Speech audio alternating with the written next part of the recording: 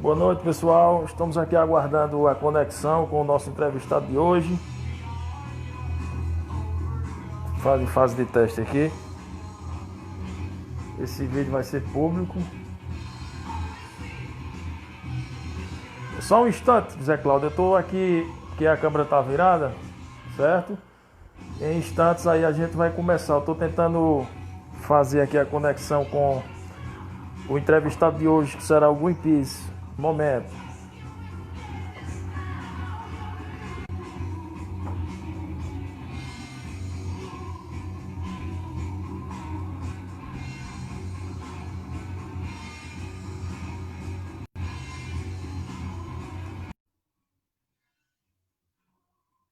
Vitor já foi acionado. Acreditando para a gente começar aí. Deu certo, né, Vitor? Boa noite, Alane. Até que enfim, hein? Sempre uma. Sempre uma. Tá me vendo aí? Tô sim, tô sim. Vou baixar mais um pouco a câmera aqui. É sempre um prazer conversar com vocês aí. Aqui melhorou, né? Melhorou sim, tudo ok. Sempre o começo é um pouco problemático, mas a gente vai resolvendo e dá certo. Vitor, prazer Tranquilo. você estar aqui hoje com a gente no Palco Chapada, certo? E eu queria agradecer a presença do Greenpeace. E hoje nós vamos conversar a respeito dessa grande organização, né? Eu acho que, na minha visão, é a maior do mundo, né? Na área do meio ambiente. Essa organização a qual você pertence. Eu queria que você primeiro se apresentasse para o público e falasse a respeito do Greenpeace, que é Certo. aqui na nossa região que está sendo instalado e que está se começando um novo trabalho, né, com os membros. Pode se apresentar e ficar à vontade. Paulo Chapado. Muito obrigado. Eu que agradeço aqui pelo espaço. Bom, meu nome é Vitor, eu sou. A gente tem uma denominação no nosso grupo que são os facilitadores. Nós somos uma espécie de coordenadores nos grupos locais. E aí, eu sou um deles, mas não sou o fundador aqui na nossa região. O fundador é nossa querida Luísa, mas hoje ela não pôde estar aqui presente por alguns probleminhas de saúde. E aí ela me delegou essa, essa representação aqui. E aí, enfim, eu sou facilitador do nosso grupo, que ainda não está de fato oficializado, mas estamos em processo. E é isso, já somos voluntários e nosso grupo foi fundado aqui na região. O processo de criação surgiu em setembro do ano passado, pela iniciativa da Luísa Botelho. Ela é acadêmica de veterinária da Leão Sampaio, e ela me enviou, inclusive, um texto para que eu pudesse ler pelas palavras dela, né? E aí eu vou ler aqui rapidinho. Ele foi criado em setembro de 2019, começou pelo meu interesse, Luísa, e admiração pela ONG Greenpeace. Pelas pesquisas, vi que na região do Ceará, o único lugar que tinha grupo local de Greenpeace era em Fortaleza. Vi no site a possibilidade de criar um grupo aqui na região do Cariri. Sim, no site do Conexão Verde, uma plataforma do Greenpeace Brasil que permite a possibilidade de criação de um grupo local na sua região.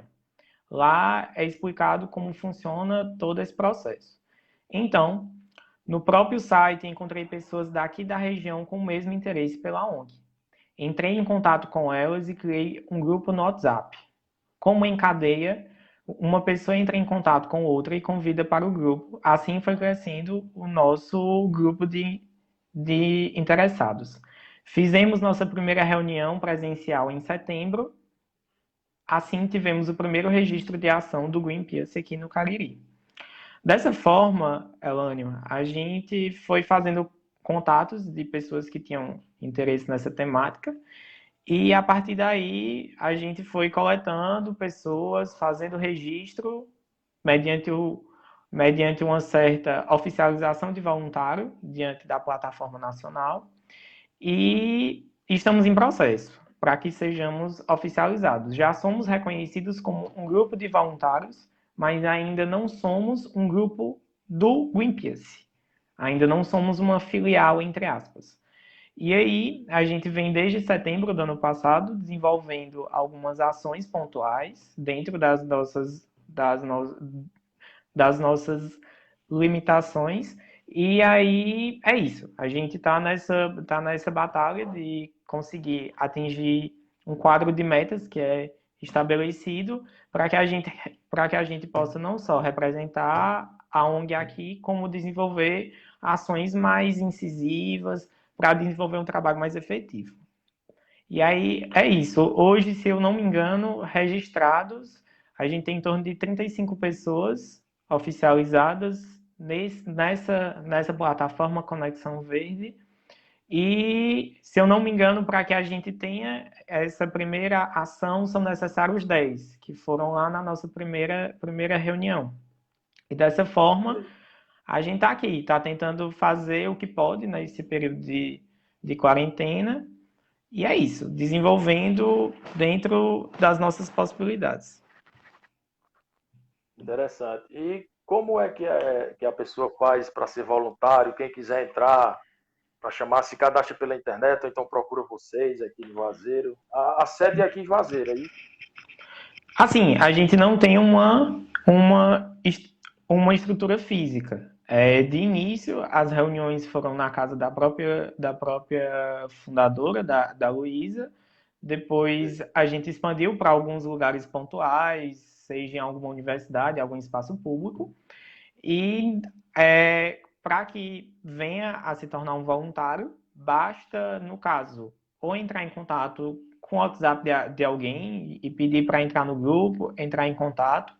E o mais fácil seria mandar um direct para a nossa página, que se chama gpbr.cariri, e aí vai entrar automaticamente no grupo. E lá a gente pede que a pessoa preencha um certo formulário, demonstrando interesse, respondendo alguns questionamentos, e aí a pessoa tem que se cadastrar na plataforma da própria ONG. Tudo pela internet, então, né? Para fazer o Isso, cadastro. exatamente. Exatamente. E o E site claro, é assim, www.greenpeace.com.br, se eu não me engano, né? não. A plataforma de cadastro se chama Ah, www.conexãoverde.com.br. Mas aí você interessante. precisa de um link para ser enviado para lá, que a gente disponibiliza quando a pessoa entra no grupo. No grupo. Entendo. E Quer dizer aí que vocês. esse processo. Mas assim, algumas pessoas acabam se envolvendo em algumas ações e não necessariamente se vincula. Por se Eu tratar sei de uma como é. ONG, a gente não tem uma certa. Assim, a gente não impede que ninguém participe. O interessante é que realmente a Aham, pessoa se envolva. eu sei como é. Hoje são 35 membros, né? Esse grupo que você falou, já tem. Oficializados na página do site nacional. Mas no grupo de WhatsApp, a gente tem algumas pessoas que estão lá acabam só acompanhando ou não se registram, são simpatizantes da causa, mas não são oficializados. Mas diante do escritório nacional, somos só 35 membros. Muito bem. Eu acho para início, né? Para ser um pouco novo ainda aqui na região, já tem bastante gente, mas a tendência é aumentar bem mais com as divulgações, né? Das ações de Sim, vocês sim. aí. Com Inclusive, essa certeza vai própria ação aqui já é uma forma, né, de... divulgar. E Exatamente. depois você, no final, você vai deixar seu contato aí do WhatsApp, quem tiver interesse de ajudar, mesmo de uma forma direta ou indiretamente, né? Ok. Já já está contribuindo para o meio ambiente, porque, como eu falei, o Greenpeace é a maior ONG do planeta que mexe com esse tema do meio ambiente. Eles são corajosos mesmo. A gente vê as ações como são bravamente, são pessoas que se dedicam a isso, né? A essa luta de tentar ajudar o meio ambiente. E vocês já fizeram alguma ação aqui na região? Sim, sim. Assim, não são ações que a gente pode levantar bandeiras, que a gente pode realmente fazer um processo de ativismo mais violento, entre aspas, uma abordagem mais incisiva. Mas a gente desenvolveu sim, inclusive é um dos requisitos para que sejamos oficializados, é que a gente atinja uma determinada meta de ações em um espaço de tempo. E aí a Luísa, inclusive, me listou as ações aqui com as referidas datas, para que eu não ficasse refém da minha memória. Bom, eu sei como é isso. A primeira foi dia 20 de setembro de 2019, do ano passado, que foi uma participação nossa na greve pelo clima. Se eu não me engano, motivada junta com o Centro Acadêmico de Biologia da URCA. Foi uma manifestação interna nas paredes da URCA e foi uma participação nossa que teve lá. Não foi bem uma ação direta, foi uma participação. Houve colagem de cartazes, denúncias, enfim, foi uma manifestação pacífica e a seguinte aconteceu dia 12 de outubro do mês seguinte, né? Onde houve um encontro sobre o meio ambiente, junto com as turmas do curso de design da Universidade Federal, onde foram abordadas questões da população do bairro João Cabral através de questionários que foram desenvolvidos dentro da própria comunidade. Se eu não me engano, naquela live que nós conversamos, eu acabei mencionando. Foi uma análise que foi feita junto desses alunos no bairro João Cabral, para que se entendesse as dinâmicas de descarte de lixo ali nas redondezas do Timbaúbas. A seguir, houve um encontro formal em Fortaleza, se eu não me engano, somente a Luísa estava presente, ela foi a única que pôde se deslocar. Houve esse encontro e formalização de parceria com o Greenpeace Fortaleza, que hoje é nosso principal parceiro. E aí foi desenvolvido isso. A seguir, houve uma trilha ecológica que aconteceu no sítio Fundão, dia 15 de fevereiro desse ano já, onde a gente propôs um debate ambiental. Foi um momento realmente muito importante, sabe? A gente reuniu algumas pessoas lá no sítio Fundão, onde funciona a SEMASSE daqui hoje, né? A Secretaria de Meio Ambiente. E lá a gente convidou dois membros da ONG Soldadinho, do Araripe e da Biodiverse, se não me engano. Não, perdão, da Quasis. Eram dois colaboradores para que eles fizessem intervenções no decorrer da trilha. E aí me lembro bem que a gente distribuiu, ao fim da trilha, buchas daquele pé de bucha, né, que o povo chama, ao fim da trilha, como uma provocação para que a gente repensasse nossos hábitos de consumo. E aí no dia 16 do mesmo mês de fevereiro, o Greenpeace fez uma parceria com o projeto de estação de turismo e com o grupo Sussuaranas, em uma ação voluntária de limpeza dos resíduos sólidos do geossítio do Riacho do Meio. Foi uma parceria entre várias ONGs, e aí o Greenpeace se fez presente. Bom, e em março a gente teve o início da quarentena, e aí a gente ficou realmente de mãos atadas sobre novas atividades. E aí a gente passou a desenvolver as lives, a qual você foi um dos convidados, para tentar movimentar, para tentar utilizar desse tempo ocioso para, enfim, tentar desenvolver algum tipo de trabalho.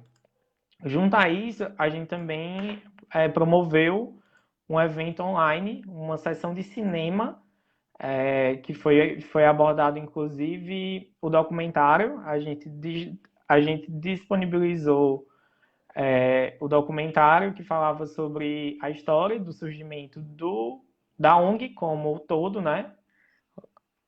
E aí houve um cine debate após isso. Enfim, e essa foi nossa última ação. Agora a gente está com um projeto interno, mas que é aberto ao público, ainda está em fase de composição. A gente quer criar um grupo de estudo quinzenal, trazendo debates online mesmo, mas que sirva de fundamentação teórica para realmente criarmos um senso crítico sobre nossa pauta. E é isso. Perfeito. Foram nossas atividades desenvolvidas desde o início da fundação. É muita coisa, porque esse ano, praticamente, essa pandemia começou em março, né? Vocês já conseguiram muita coisa e dentro de pouco espaço de tempo. Mas me diga aí, Vitor. Vitor Alencar, o seu nome, né? Isso, exatamente. Vitor Alencar, me diga aí como é que está sendo essa recepção aqui no Cariri, pessoal, porque geralmente o pessoal que gosta de trilhas, que curte a Chapada do Araripe, o pessoal que tem a vocação ambiental, né? Ele se identifica com o trabalho de vocês. Como é que está sendo essa aceitação? O que é que o pessoal está falando para vocês? O que é que vocês estão vendo em relação a isso? Assim, Elânio, um ponto muito positivo que nós temos é de carregar o nome dessa ONG, né? A gente tem uma certa responsabilidade muito grande por toda a história que o Greenpeace tem. Então, assim, onde a gente chega é um excelente... Eu costumo falar que é o melhor crachá que nós poderíamos ter era o de uma ONG como essa. E assim, onde a gente chega, a gente é bem recebido. No entanto, as pessoas também se sentem um tanto chocadas, porque não sabem da nossa existência, do nosso trabalho, devido ao pouco tempo. Mas existe um porém que nos preocupa. Durante todas essas atividades que eu citei, a gente teve uma pouca procura, sabe? Assim, uma pouca adesão. Acho que o evento que mais trouxe gente foi o da trilha. Se eu não me engano, tinha algo em torno de 30 pessoas. Mas os outros eventos, realmente, a gente teve uma pouca adesão. No entanto, assim, é uma questão que nós entendemos enquanto ativistas, porque realmente, quando se trata de meio ambiente, realmente há pouca sensibilização, há pouca adesão como um todo. Não é só um contexto do nosso. Então, assim, é apenas um ponto a ser comentado, mas sim, quando a gente chega principalmente em órgãos públicos daqui do Crato, de Juazeiro, a gente sempre tem uma boa recepção. As pessoas se interessam, a gente tem um grande apoio, principalmente do colaborador Alexandre, lá da SEMASSE, do Sítio Fundão. Ele sempre tenta nos inteirar de todas as atividades que o governo municipal está desenvolvendo para que a gente possa fazer uma intervenção, para que a gente se inteire. E é isso. É um trabalho de formiguinha, mas é importante. É muito importante, é o que move a gente. É verdade, Vitor. Aqui o meio ambiente ele é muito grande, né, em relação a outros locais por aí. E você vê que tem essa questão aqui, não só da cidade em si, da área urbana, né? Mas quando você começa a passar ali do Crato, da Barbalha, de Nova Olinda, você começa a ver a floresta mesmo de verdade, né? E a atuação do Greenpeace, eu vejo que ela é uma atuação muito importante, porque os caras, os ativistas, eles são muito corajosos, né? A gente vê eles num barco, no meio do oceano, tentando salvar as baleias e fazendo que nem diz os meninos, das tripas o coração para que a destruição não tome de conta de tudo, né? Aí eu vou perguntar a vocês, o que vocês viram aqui, final do ano passado, começando o ano, aquele grande incêndio que teve, eu acho que foi o maior que teve aqui na Chapada, né? Mas aquilo ali Entendo. foi muito triste, Realmente, aquele aquele incêndio. incêndio, se eu não me engano, foram mais de dois. Eu não lembro realmente os números, eu não quero arriscar, mas a gente teve uma grande área, assim, destruída, queimada, e que aparentemente a gente teve um caso de negligência, de omissão pública e um período totalmente atípico. Geralmente, as queimadas naturais que acontecem aqui na região são em meados do segundo semestre, né? Na época de que o pessoal chama de BR-Bro, né? Setembro, outubro, novembro, que são os períodos mais quentes, onde até uma bituca de cigarro gera uma queimada. E aí, o que nos leva a pensar que realmente trata-se de um incêndio criminoso ou realmente alguma negligência pública. Infelizmente, por a gente não ser não estarmos ainda oficializados perante o escritório nacional, a gente não pode fazer muita coisa. Infelizmente, em fevereiro, junto a isso, todos os voluntários ativos estavam ou em período de férias, não estavam na região. Eu mesmo não estava, e nossas intervenções não passaram de divulgações na internet, de mobilizações, tentar se inteirar do que estava acontecendo. E o que a gente vê hoje é que não há nenhum projeto por parte do governo municipal de repor essa área, de entrar com projeto de replantio, e a gente vê uma falha também no plano de manejo de governos passados que não previram situações como essa. Tanto que essa atividade que eu citei, junto do grupo Sussuaranas, que houve uma coparticipação, foi justamente isso, de tentar fazer uma atividade de replantio em uma zona perto da Flona, né? Se eu não me engano, eram nas imediações do Caldas, ali em Barbalha. E aí é uma questão realmente delicada, porque a gente entra em terras, é um problema muito mais legal do que ambiental, acaba sendo, porque não temos o poder de intervir em terras que não são nossas, né, em terras particulares, e isso gera um impasse muito grande. Ainda antes da quarentena, eu mesmo estava tentando me inteirar sobre as atividades, sobre o que era previsto no plano de manejo da nossa floresta, né, da Flona,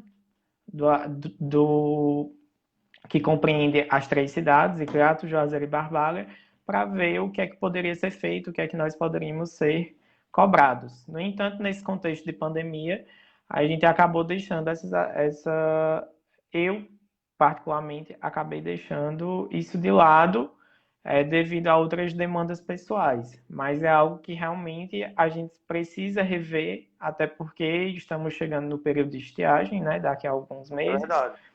e a gente sabe como é que fica a nossa região nesse período. Uma Vira ONG, literalmente um inferno.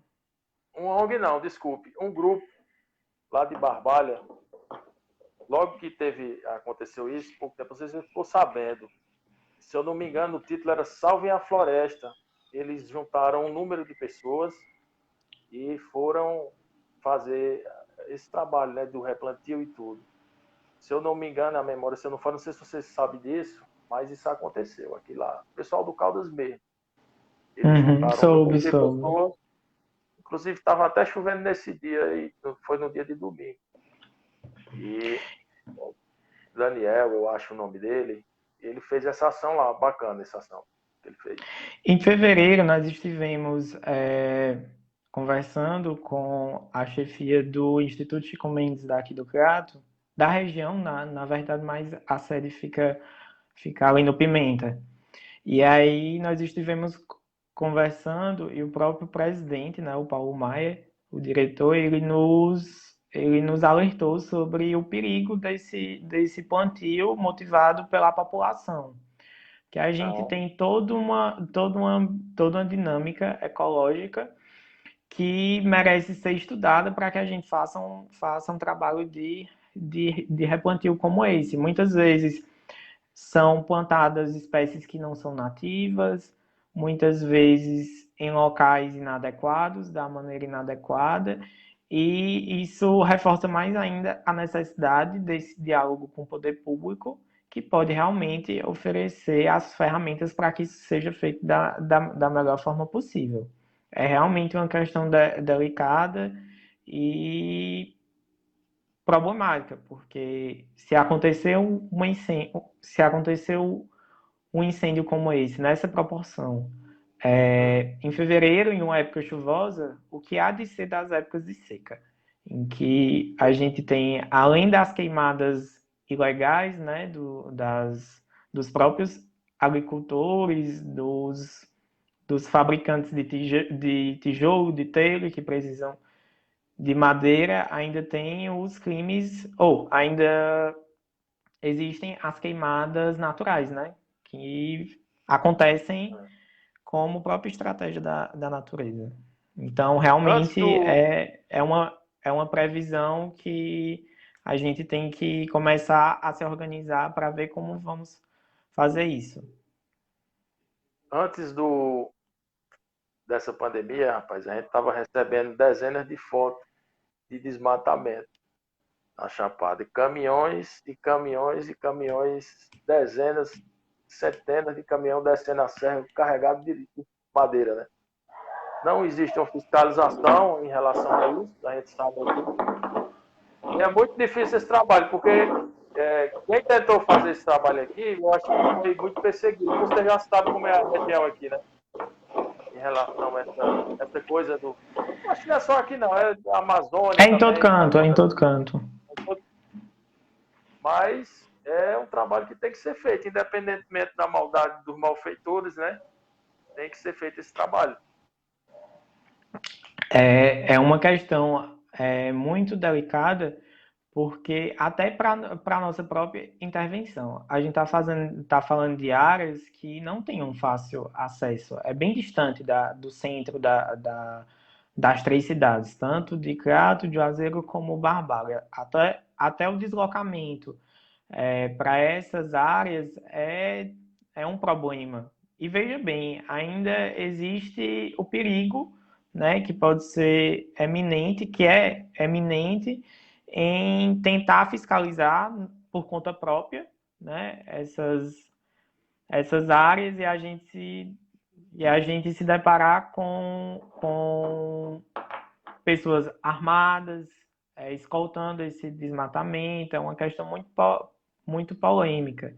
E outro ponto a se falar é o quanto a gente tem um poder público que não oferece as condições para que a gente veja esse plano de manejo da floresta aqui sendo executado. A gente tem pouquíssimos guardas florestais e se tem, não estão bem equipados, não estão armados e, sei lá, se eu não me engano, acho que não passam de 5, se me falha a memória, de 5 guardas florestais para tomar conta de uma zona gigantesca. E o que é que eles podem fazer? Subir em cima daquelas estruturas, dar uma olhada, 360 graus, e ver se não tem um motosserra, se não tem uma máquina lá derrubando a floresta.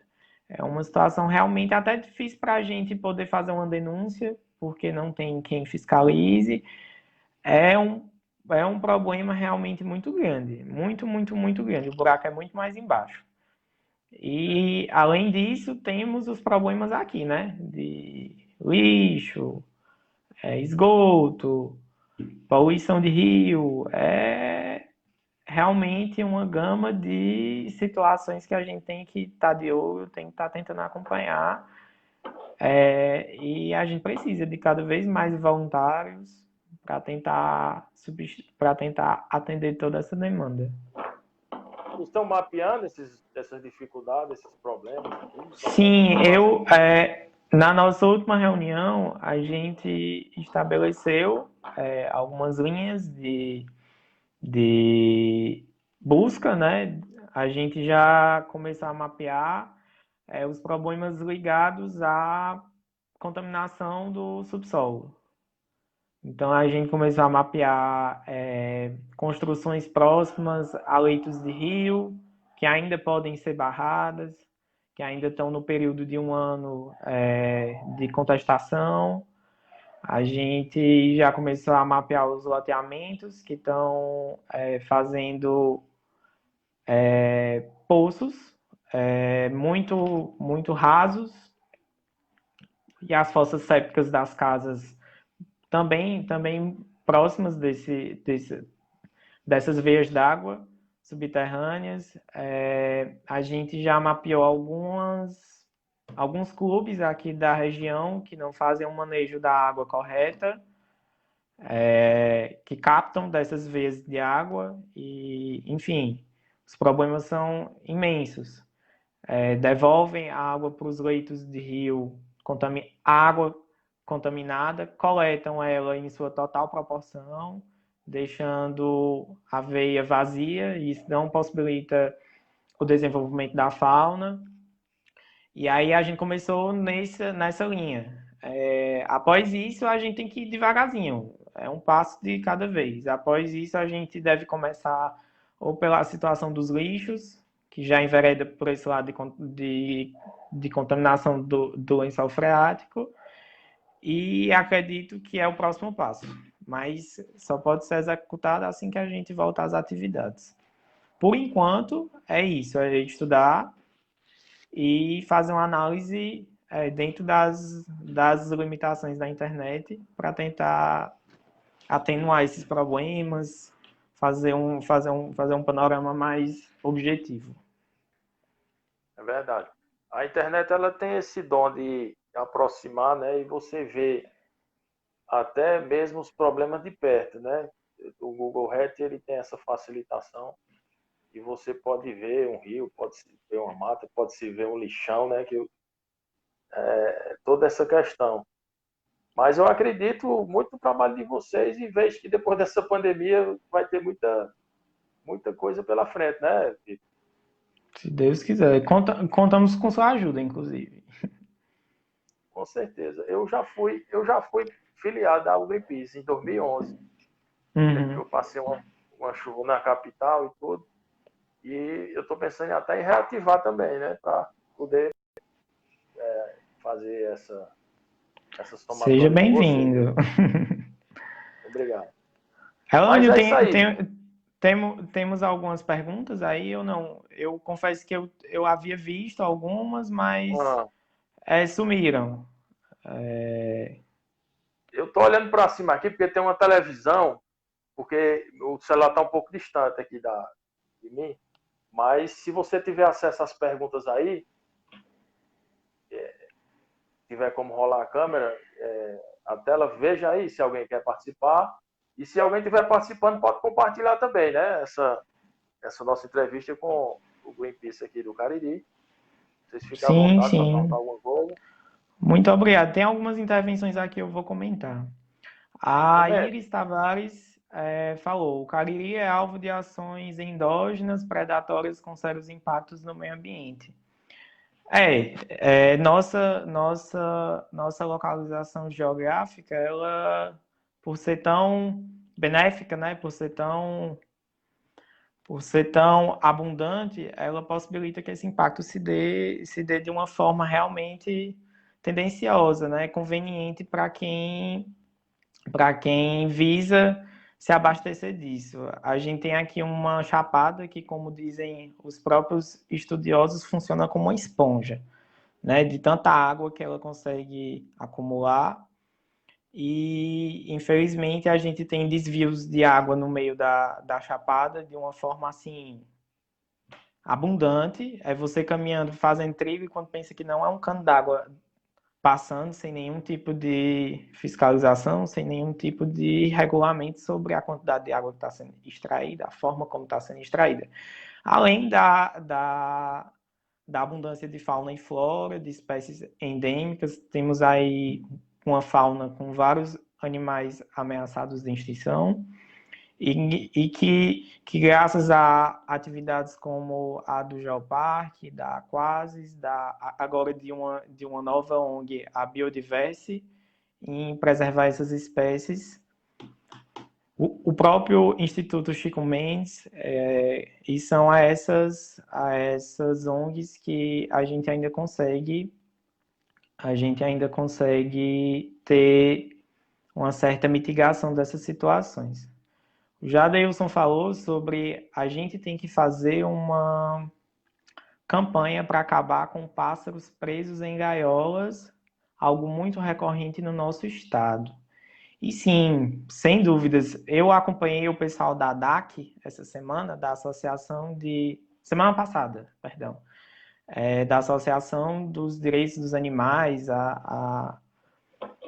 as pessoas que cuidam geralmente de animais domésticos. E houve uma apreensão em uma casa aqui no Crato que uma senhora tinha inúmeras espécies de papagaios, de animais silvestres, ela tinha periquitos, enfim, em um estado de conservação péssimo, as gaiolas sujas, realmente um estado de maltrato. E aí todos foram encaminhados e esses são os casos que a gente tem notícia e o que não tem. Aqui mesmo na minha casa eu estou provisoriamente com 2 jabutis, um casal de jabutis que são animais silvestres e que na nossa região as pessoas têm a cultura de criar esses animais, né? E não pode, é um crime. E aí esses dois, eles estavam em posse de um senhor que estava maltratando um animal que nem mia, nem late, nem faz nada. São 2 jabutis e aí um deles foi atirado pela janela de um carro. Aí eu adotei eles provisoriamente. Na verdade eu ia ficar com eles, mas aí eu sei que o certo é entregar aos, aos responsáveis, seja do IBAMA, seja da Secretaria do Meio Ambiente. Eu já estou em contato com o pessoal para poder fazer a entrega deles. E é isso. A gente realmente tem que repensar como a fauna silvestre e não silvestre também é lidada aqui na nossa região e no estado todo. Eu vejo muito a luta dessas militantes, né, da causa animal, em tentar castrar os animais, em tentar alimentar, e muitos estados de abandono, de maus tratos, que também não deixa de ser um problema ambiental, né? É verdade. Tem mais alguma pergunta aí? Aí, tem sim, aí eles fez mais alguns comentários. Só um instante. O Greenpeace tem um papel importante na formação de uma nova consciência em defesa das riquezas naturais. A sustentabilidade é uma diretriz que dialoga com a preservação ambiental. E sim, Iris, como o próprio nome diz, o Greenpeace tenta levantar essa bandeira, né, do meio ambiente e da paz, fazendo assim com que a gente tente trazer essa harmonia, né, entre nós e o meio ambiente, onde um dia fizemos parte, né? Hoje a gente faz é destruir esse setor.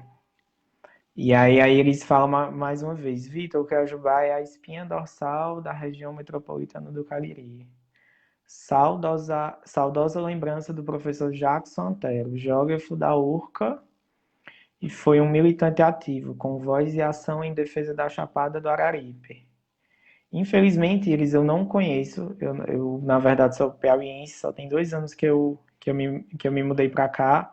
Mas é importante, sim, mencionar esses nomes, saudar esses nomes que tentam levantar a bandeira, tentam defender nossa chapada, nossa região, nossa fauna, nossa flora. Ela fala também sobre o saneamento básico ser um desafio permanente e o maior reservatório de água potável de Juazeiro fica no Parque Timbaúbas, que por sua vez recebe dejetos dos domicílios ao redor. A contaminação da água é certa. E sem dúvida, Iris, a gente tem não só no Parque Timbaúbas, mas na região inteira, inteira. É, as fossas sépticas não são modelos de tratamento de esgoto da forma mais correta e principalmente em uma região em que a água que é consumida é praticamente toda, se não toda, à base do próprio lençol freático. E por ser tão rico, a proximidade com essas fossas é muito grande. Isso faz com que a gente tenha um problema que não possa ser visto. É de fato um dilema social que nós temos e que a gente não sabe a qualidade da água que está sendo consumida. E é isso, Elânio. Foram os últimos comentários que foram feitos. Ok.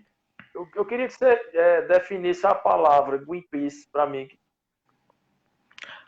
O próprio nome, como surgiu? Ou Sim, o que... a história desse surgimento e por que foi que surgiu, como foi que surgiu isso aí, dessa ideia dessa ONG, né?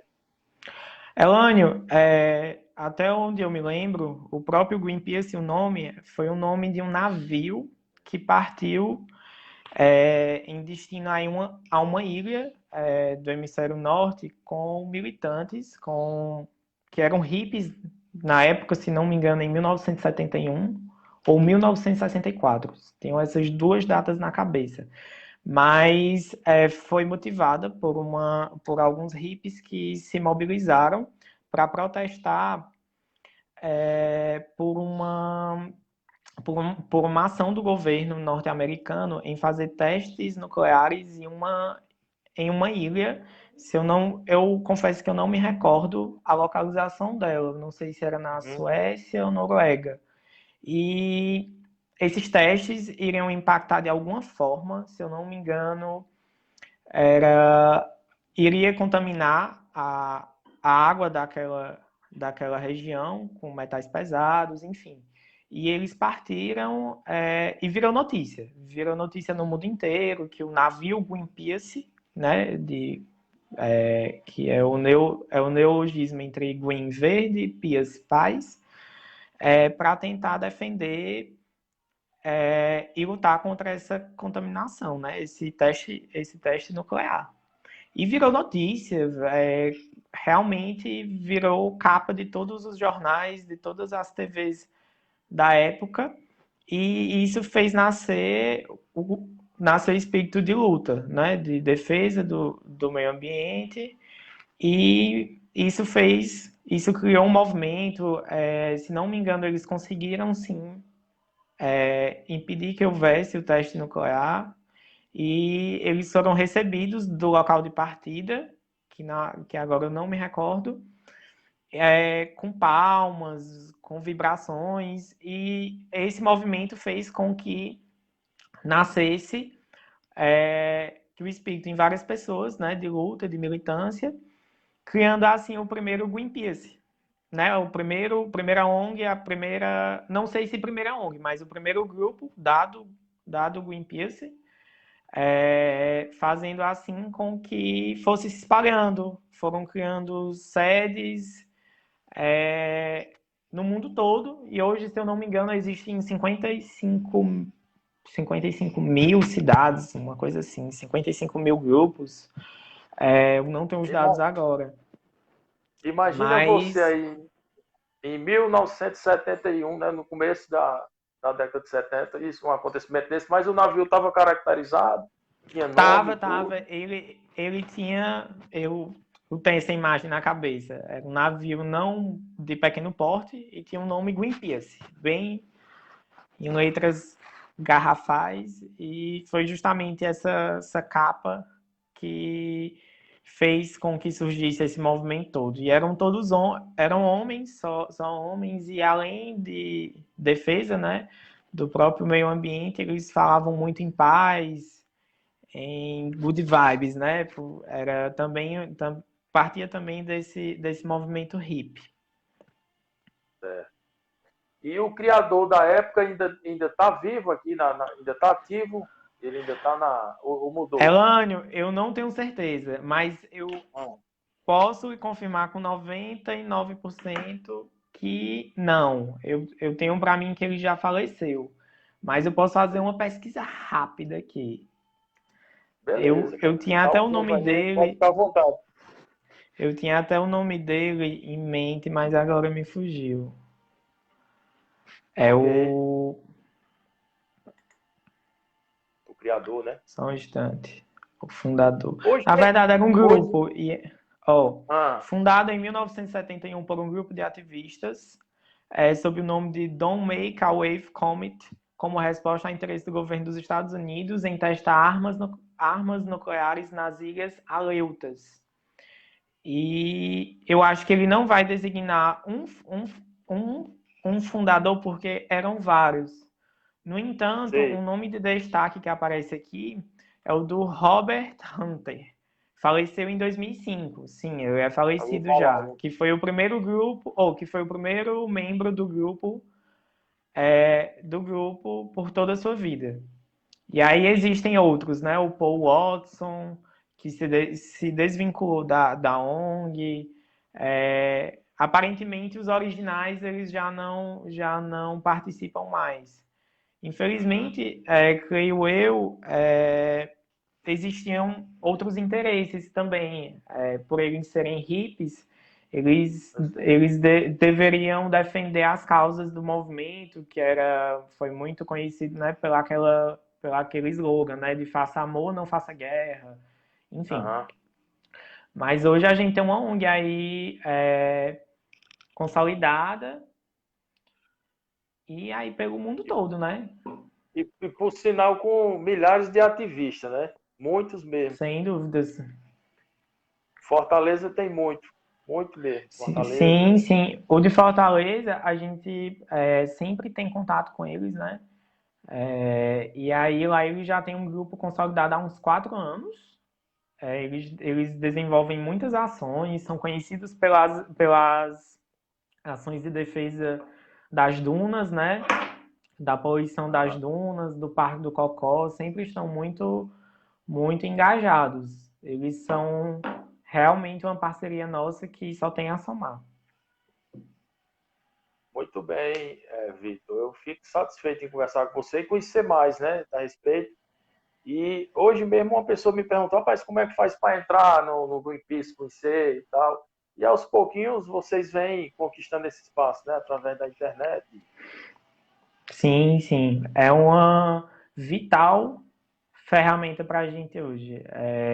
Esses meios de comunicação para todo mundo, né? Isso faz um papel que a gente consegue chegar a lugares que normalmente não chegaríamos. No entanto, como eu costumo falar, a gente precisa chegar nas comunidades socialmente afastadas, que estão em estado de vulnerabilidade, e porque a internet não chega até eles. Então, assim, a gente precisa trazer essas pessoas para a causa, informar, trabalhar, fazer um projeto de educação ambiental com eles, porque muitas vezes essas comunidades elas são marginalizadas e nesses bairros, nessas regiões, a gente tem um intenso impacto devido a essa própria marginalização. A falta de um descarte de lixo, de um equipamento que promova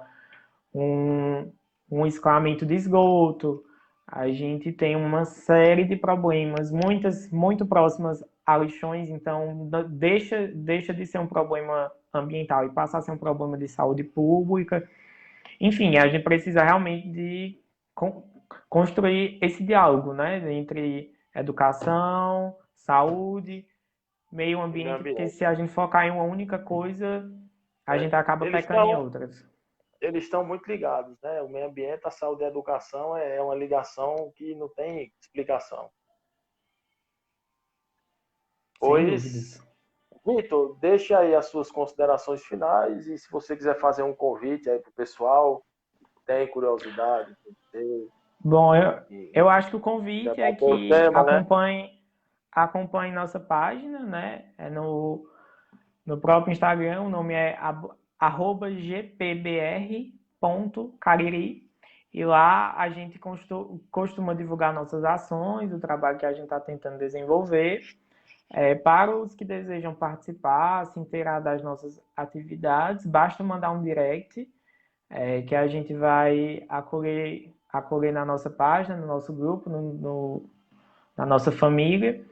E é isso, queria muito agradecer pelo espaço concedido aqui, por esse momento que em tempos de pandemia tem sido cada vez mais, né, necessário que a gente debata todos os problemas que englobam esse contexto. E é isso, fico muito grato em nome de todo mundo, principalmente da Luísa, que não pode estar aqui presente, mas espero que eu tenha conseguido ser claro, tenha conseguido trazer as informações necessárias. E é isso, eu só tenho a agradecer e convidar o pessoal para participar, para se engajar e, e defender, né? Tentar buscar esse equilíbrio. Com certeza, Vitor. Muito obrigado pela sua entrevista, certo? E nós estamos às ordens aqui. Vocês mandam aí no Greenpeace. Um abraço para a Luísa, o pessoal lá do grupo, viu? E Pode deixar. vamos seguir em frente.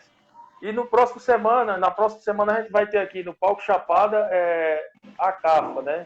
Será a nossa entrevistada. Estarei aqui para prestigiá-los. Pois valeu, cara. Muito obrigado aí. Pois muito Até obrigado, Elane. logo. Tchau, tchau. Boa noite a Valeu. todos. Você Muito obrigado também. aí para quem participou. Grande beijo. Valeu, cara. Tchau, tchau. Um abraço.